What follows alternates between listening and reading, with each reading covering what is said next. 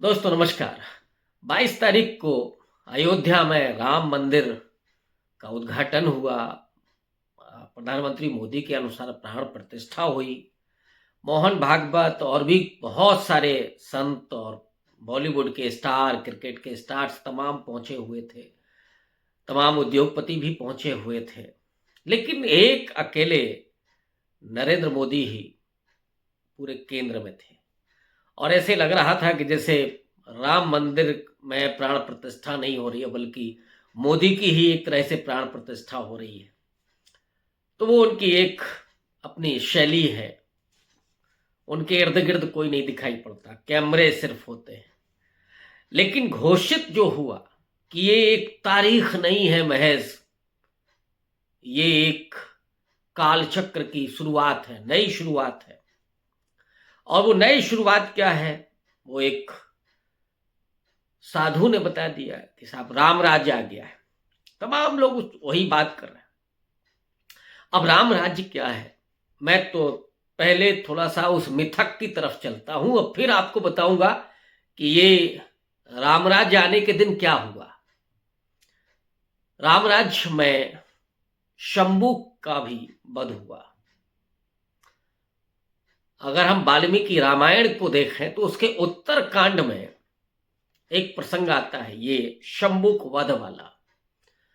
और प्रसंग ये है कि राम के दरबार में एक वृद्ध ब्राह्मण, कहानी यही है, वही सुना रहा हूं, वो अपने एक मृत 13 वर्षीय बालक को लेकर के पहुंचता है।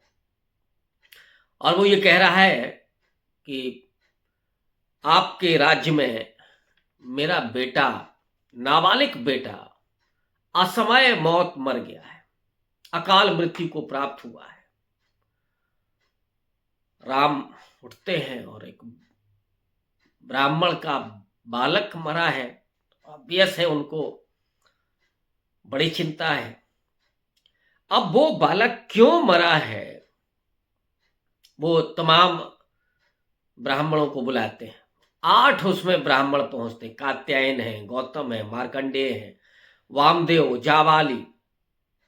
ये 8 ब्राह्मण राम के समीप पहुंचते हैं। चर्चा होती है, नारद पहुंच जाते हैं। तो नारद ये सूचना देते हैं, हालांकि ये कहा जाता है कि राम तो भगवान है, और भगवान है तो उनको सब कुछ पता होना चाहिए, लेकिन नारद उन्हें बताते हैं कि ये ब्राह्मण का बेटा इसलिए मरा क्योंकि जो वर्ण व्यवस्था है उसका धर्म के अनुसार पालन नहीं हो रहा है। और त्रेता में तो ब्राह्मण और क्षत्रिय, इन दो को तपस्या करने का अधिकार है। ऑब्वियस है कि कोई शूद्र कहीं कुछ ऐसा काम कर रहा है जो धर्म के अनुसार नहीं है। राम निकल पड़ते हैं और पता चलता है कि एक शूद्र ऋषि है, शंभुक, वो तप कर रहा है, ज्ञान प्राप्त करना चाहता है। उस कथा में आता है कि वो सीधे स्वर्ग जाना चाहता है। और राम के अनुसार, नारद के अनुसार, उस शंभु के तप के वजह से इस ब्राह्मण का बालक मरा है।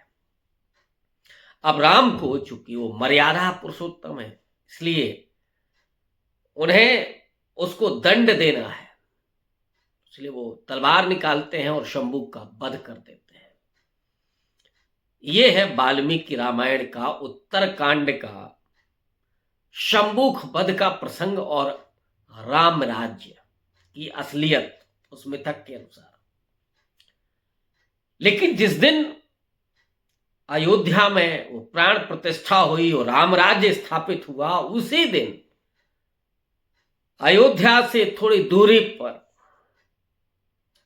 आजमगढ़ में, वहां के तरवा थाना क्षेत्र में एक शोभनाथ नाम के, ये वो शंभुक था, ये शोभनाथ है, नोनिया चौहान, अति पिछड़ी जाति से आने वाला। उसको पुलिस 7 तारीख को उठा करके ले जाती है उसकी बेटी का आरोप है कि उसके पिता उस समय खाना खा रहे थे। जो गांव में आमतौर पर अड़ोसी पड़ोसियों से झगड़ा होता है, उसी झगड़े की शिकायत थी। शोभनाथ को पुलिस उठा करके ले जाती है और इतना पीटती है कि वो अस्पताल में भर्ती होता है और 22 तारीख को मर जाता है। ये राम राज्य की पहली हत्या है श्री राम राज्य में। वहां वो शंबुक था, यहां शोभनाथ है, चौहान, नुनिया चौहान है। ये है इस राम राज्य की असलियत। तो ऐसे राम राज्य से आपको क्या करना है?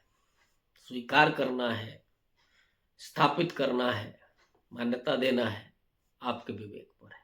शुक्रिया।